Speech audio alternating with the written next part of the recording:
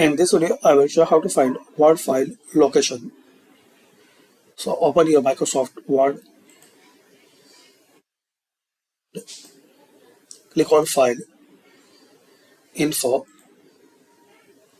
Here you will see the information about your file. Here you will see the open file location, or you can see the where is saved your file. So this is the location in my case. See user, username and documents download.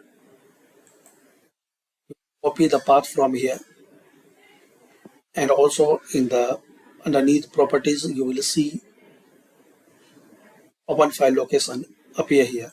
So click on it. If it will ask permission or it will show this notice, so click on yes. That's it. So thanks for watching.